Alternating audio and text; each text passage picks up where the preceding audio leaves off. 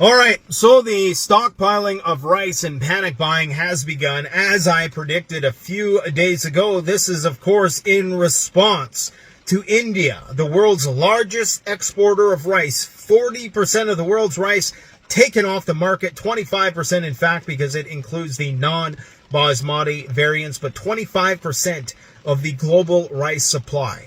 One of the main providers of calories for the human population taken off the markets is leading to panic buying, not in the developed world yet. I'm talking about North America. Boy, is it going to create chaos in the developed world if they don't lift this export ban soon. Okay, we have numerous sources reporting that across North America, in some places, the price of rice, which is a staple in preparedness pantries around the world, has doubled, if not tripled, in some places. Chances are when you go and you buy those big giant bags of rice from the wholesale place, they come from India. It sounds crazy when they have a population of 1.5 billion that they need to appease, which is why, in order to manage inflation and prevent an uprising from happening there, they have decided to ban the export of rice from the country.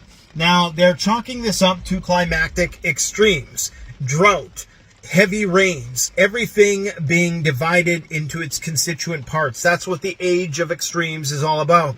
Where there was once ecological equilibrium, everything's been disrupted by our mismanagement of our habitat.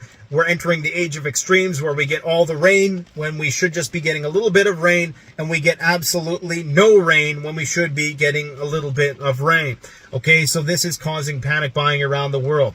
Now, we need to talk also about the MERS virus emerging in Abu Dhabi. A 28-year-old man is currently fighting for his life. If you don't know what MERS is, or if you've forgotten, this is the coronavirus variant with 37% fatality rate. This is the one they talk about in the movies, guys. This is the one that eventually will likely mutate into some contagious form. And when it does, nobody's going to believe the government, because they've mismanaged the situation that we've all been in for the last 3 years poorly, and nobody's going to believe him. And boy, is it going to be a nasty situation when a real virus does come around that can actually do some damage. The level of draconian crackdowns that are going to occur, the level of resistance that's going to occur, and the sheer amount of fatalities that are going to occur are going to be off the charts. We're going to talk about that for a little bit today. We also have the war ongoing, bombs falling just a few hundred meters from the Romanian border as Russia continues to target the ports in Odessa. They're also making a lightning blitz maneuver in the Kharkov direction, taking 10 kilometers in one day. Meanwhile, on the Polish and Belarusian front, you have the Wagner getting cozy at the Polish border. Meanwhile, Polish troops are forming battalions that are intended for the direction of the Suwalki corridor, that place that links the exclave of Kaliningrad, Russia's exclave, with Belarus. There is a war brewing between Belarus and Poland because Belarus has said, look, we don't care what Russia says, whether they don't care if you go into Western Ukraine or not. A little bit of backstory here. Basically, a alleged coalition of the willing of Poland, Lithuania, and several other countries intends to go into Western Ukraine, or at least that's the rumor that is circulating. And Putin has said, we're okay with that. Just don't mess with what we're doing over here, okay? You can have your rump state of Ukraine and you can take it up with the Ukrainians, but the Belarusians, Lukashenko, has come out and said, we don't really approve of that message. So, we're not going to allow you to take Western Ukraine. In fact, the Wagner organization, although he said this somewhat facetiously, I'm talking about Lukashenko, has its heart set on going to Poland.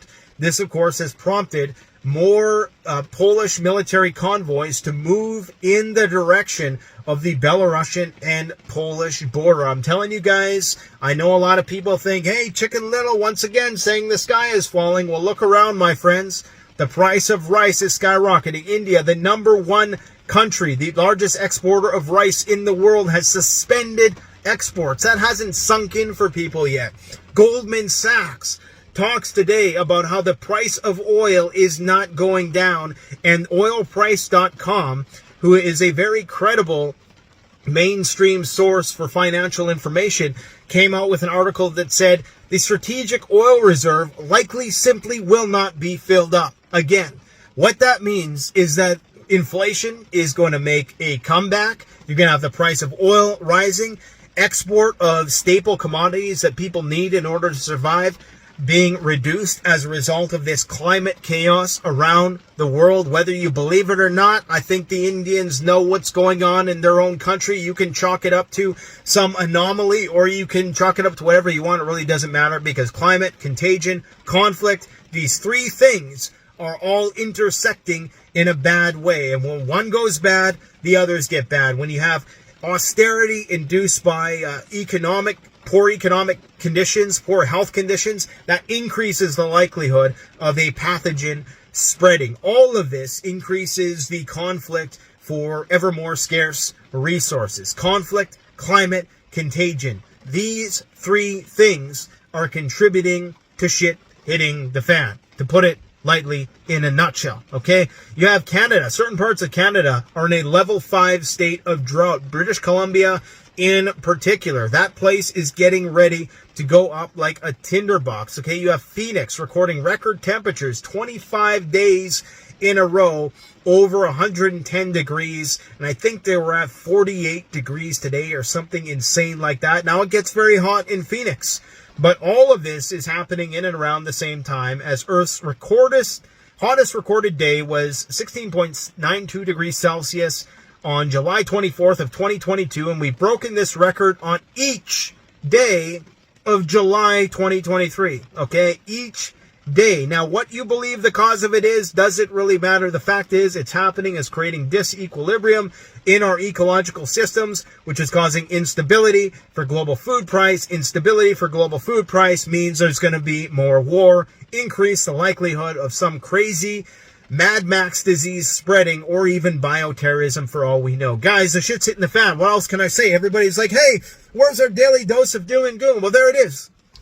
Shit's hitting the fan. 37% fatality rate, illness, circulating in the Middle East. Not circulating quite yet, but it's one guy has it, meaning that there's probably a few other people that has it. Now, this is a strain that seldom is that contagious, thank God, and usually, because it's such a high fatality contagion, you're able to catch it soon. And this is why things like SARS, the original SARS, did not spread that much, because it was so fatal. It almost killed everybody, and the incubation period was short. But if you get a highly fatal disease with a long incubation period, then that's when we're talking Mad Max zombie apocalypse. Okay, and you need to understand, you need to look at the big picture, look from an aerial perspective. All these things are happening at once.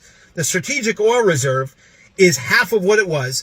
It's not getting filled. The price of oil is skyrocketing again. With these climate extremes, you need more energy inputted into the system to stabilize things, to bring that equilibrium back. Whether it's you need more water pumped through the pumps, you need more energy to pump more water because there's not enough water in certain places, or you need more water removed because you get a monsoon in some places, or you need more air conditioning in some places, or you need more heat. The extremes caused by the breakdown of the jet stream are going to lead to higher energy consumption, not less, regardless of whether our population plateaus in the next 20 to 30 years. The population is still growing. We will still see likely Malthusian level catastrophes on the African continent as a result, in part due to this ban on rice, if this is not fixed. So if you are looking to stock up on something, stock up on rice while you can, and not just for the sake of preparedness. The cost of living crisis is absolutely insane. I could not imagine being a starving student or being a person of modest means at this point in time, because now being a person of modest means you're essentially poor. It's impossible to purchase a property nowadays on a middle-class income here in Canada with the housing bubble so high. It's impossible to eat healthy unless you eat from your own garden and you buy bulk. You buy your bulk bag of rice. A 40-pound bag of rice is 60,000 calories. You supplement that with stuff from your garden. We just went out and picked buckets of berries today. We're going to do a video on it in the not so distant future. But berries for free from nature. These berries would have cost us hundreds of dollars to buy from the grocery store. It's all out there. Depending on where you live, of course. In Canada, there's a very brief window when this is an opportunity. But we got to start thinking like this. It doesn't matter if you're rich or poor, because possession is 9/10 of the law. And if you don't have enough stuff squared away, if you don't have commodities squared away, it could get so bad that people are just not willing to part ways with those things. Now, my buddy Steve over at Wholesale Freeze Dryers, we still got a lot of stuff to talk about, but I wanted to mention this before we get into the war stuff.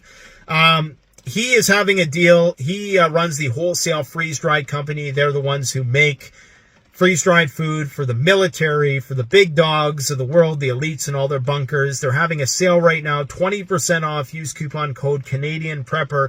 They're having a lobster pre-sale. So what happens is the government places an order for something, and they're able to buy it at what the government pays for that price. They get it at a premium price, okay? And so they're able to pass that off to us, the customer. So use coupon code Canadian Prepper. It's valid for, I think, across the board. But in particular, they're excited because they're getting lobster back, which is rare. So freeze-dried lobster.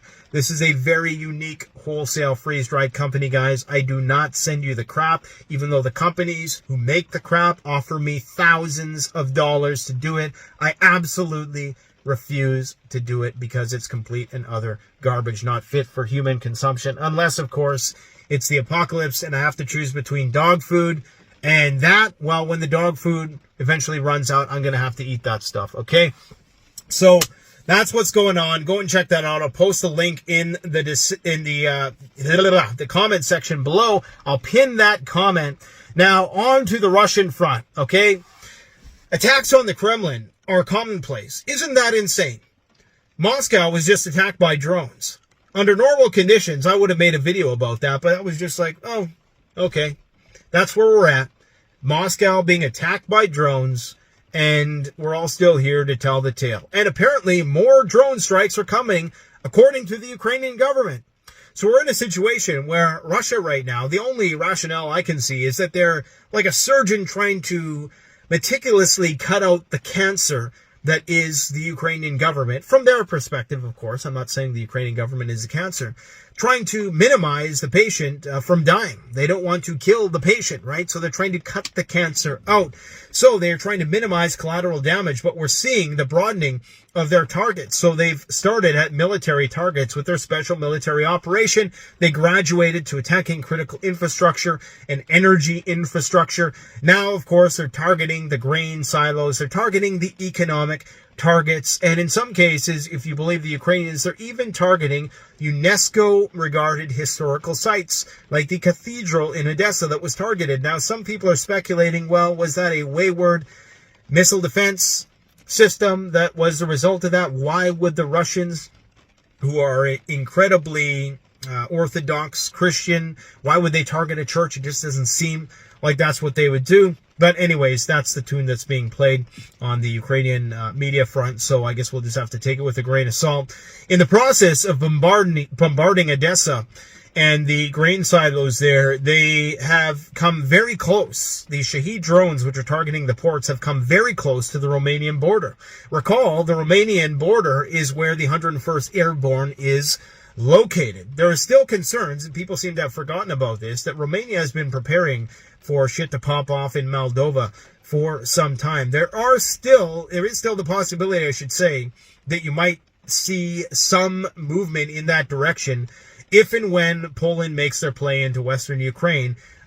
Is NATO in some capacity, or in some assisted capacity, in some covert capacity, going to assist in that respect? Now, to break it all down, what's happening is the Polish coalition of the willing, as it's being referred to by the Russians, is signaling that they may, in fact, make a move into Western Ukraine for peacekeeping purposes. Okay, this is going to be independent of NATO, so it won't involve the invocation of Article 5 if Poland starts engaging Russian troops there. However, that's not to stop Russia from targeting different centers in Poland, and that, of course, would bring NATO into the conflict. Now, what has happened is that Putin has basically said, we don't care if you have your little rump state of Western Ukraine. You can do whatever you want. Just don't mess with what is going on over here, and we won't have to take out your decision-making centers and NATO headquarters or drop an EMP over Europe and basically bring us all back to the Stone Ages. It's not something they particularly want to do, but the Belarusians are saying, nuh-uh, that's not what we want. We got the Wagner in there, 30 kilometers from the Polish and Ukrainian border. We have tactical nuclear weapons that we are prepared to use because the Belarusians are concerned that the Poles and possibly the Lithuanians are getting ready to not only encircle Kaliningrad, but also invade Belarus, of all places, and Western Ukraine, which the Belarusians don't want to allow. I'm not sure what sort of historical significance this region has to them, or what the on-the-ground regional disputes, historical disputes exist between those two countries. I'm certainly not an expert on that, but that is the situation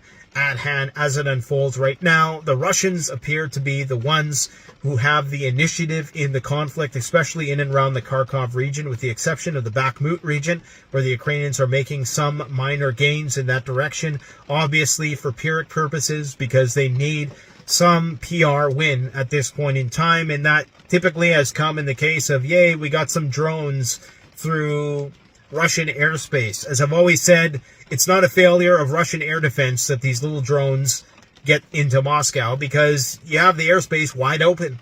You can't just be shooting everything down willy-nilly. So if the airspace was closed and these drones were still making it through and actually hitting their targets and not being brought down by electronic warfare, then yeah, you could make the claim that Russian air defense sucks. But so long as the commercial airspace is open, I mean, they're not just going to be shooting things down willy-nilly, because they could have a shoot down of a civilian plane on their hands, which of course would not be a good look.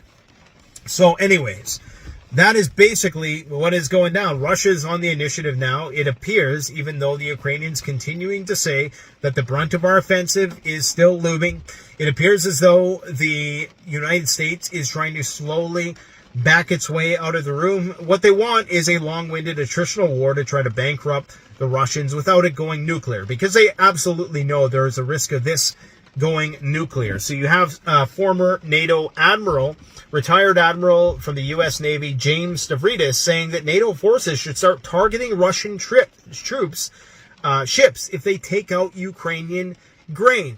I cannot see this happening for the life of me. In fact, the United States has said that they won't do this. Now, whenever the United States says they won't do something, especially in the current climate, you really got to take that with a grain of salt, because they said that they're not going to do all kinds of things. These people lie through their teeth.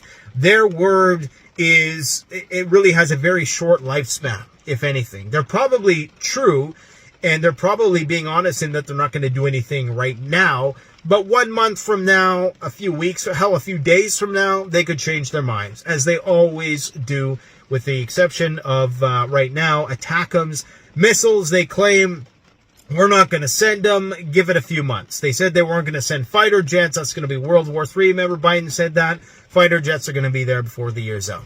So it's all nonsense, guys. The war is escalating. It's only got one where to go, but worse. And this is before the conflict with China. That's going to be the big one in the future. The goal was to try to bankrupt the Russians and to create some instability in Russia, which would open up China's back door and weaken the Chinese, and then we could go into Taiwan. But the plan ain't working out right now, okay? The U.S. dollar is on the brink. It's teetering on the brink with the BRICS nations rising. So, you know, right now, I wouldn't be surprised if there was some false flag Black Swan style event to just throw a wrench into the whole thing. To, you know, like some crazy virus that gets released or something like that, because we're not in a good position. We, as in the West, it's looking like right now we're going to lose.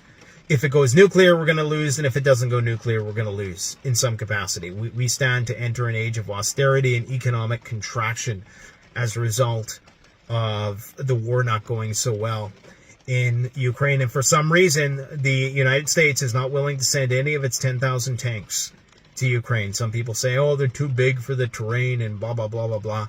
Blah, blah, blah, bullshit.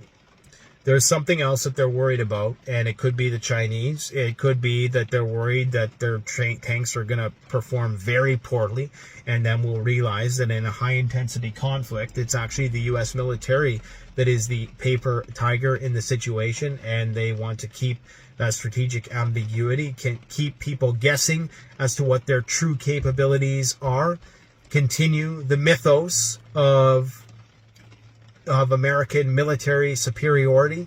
And if you go and you put all your cards into the fight and they all get blown to smithereens, then there is no more myth of superiority. And what that might do, that might compel the Russians forward. The Russians who didn't have imperialistic ambitions beyond Ukraine before, it might compel them to say, hey, looks like our weapon systems are as good, if not better, than NATO's, so maybe we should just keep going. If everybody thinks we're the boogeyman, let's just be the boogeyman, baby.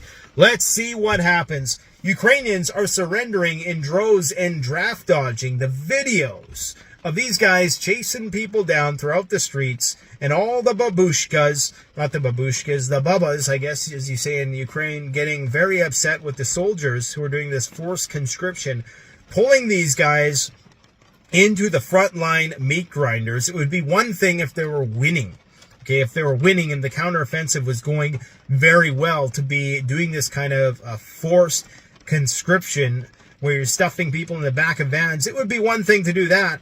It's another when you're losing and you hear all these reports and you see all these crazy videos of guys barely making it 20 feet into minefields without losing 3 of their limbs.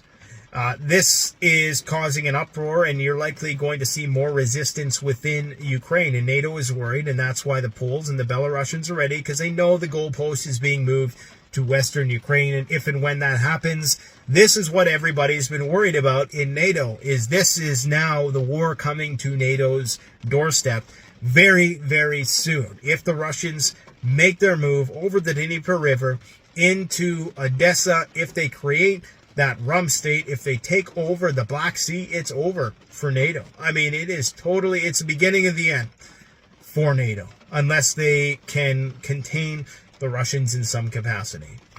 Because once one domino falls, other dominoes continue to fall. We have the Ukraine Council with NATO convening on Wednesday. What sort of schemes are they going to concoct at that meeting?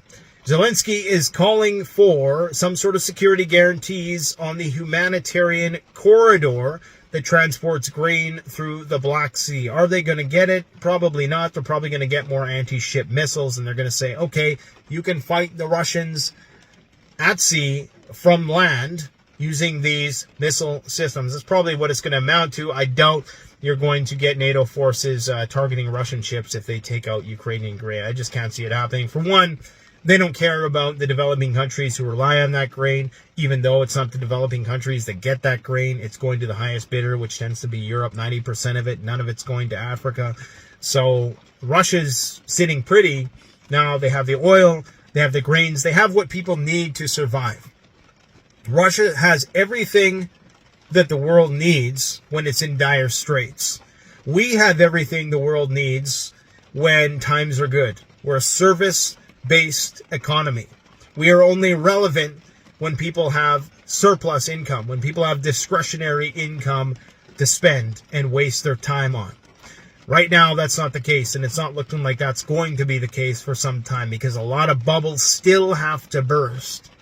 And it appears that we're kicking that can down the road. It's only a matter of time before it happens. Russia did bar a ship from coming from Turkey, as there was indications that there were explosives on board. Now, is this a sign? I'm not going to go in too much depth about this story because I only briefly read about it. But is this a sign that relations between Russia and Turkey are on very thin ice? Of course, Turkey is going to be sending a lot more weapons into Ukraine. They're going to continue to advocate for Ukraine to become a member of NATO, what's left. And who knows if they're just playing 4D chess, if Erdogan and Putin are chatting on the phone into the wee hours of the morning, plotting their Machiavellian schemes. We just don't know, but right now it doesn't look good for Russia and Turkey. It seems as though they're at odds. In Asia, there was a massive explosion in Taiwan in a weapons facility, I do believe. Some are chalking up to sabotage. Some are saying that it's just a coincidence. It's certainly not a coincidence that in the last month, there's been record numbers of incursions into Taiwanese airspace by warships and fighter planes of the Chinese sort. We also have another nuclear submarine docking in South Korea. Another one in response to the barrage of missiles that have been fired into the Sea of Japan by North Korea. The situation there is escalating. Every single place around the world, escalation, escalation, escalation. We have the U.S. and Australia launching their largest ever naval exercise. 30,000 men. Remember, there are no military exercises, only World War III disguises. And this is why the India's ban on rice exports. I don't think people are putting two together. They're not linking the geopolitical stuff to the climate stuff. But I hope that I've driven the point home today that all of these things are interrelated. And the people who are right now hoarding rice because they're worried that India is not going to lift this export ban, little do they know they're preparing for World War III. Because all the countries of the world are trying to build strategic reserves of everything. And this is one of the concerns, and this is what you would see. It's almost like a crack-up boom of sorts, because you would see this stockpiling and hoarding behavior of all the commodities that you need to run a society, whether it was medicine, oil, whether it was food, fertilizers. You would see countries building silos to stockpile these things in the run-up to a major conflict and concerns of rapid decoupling happening. And I believe that's what we're about to see. And I think India is just the first to make a big move. It should not be understated. And I'm amazed that the media is not giving this more attention. They're talking about how it's leading to panic buying in a few stores around Canada.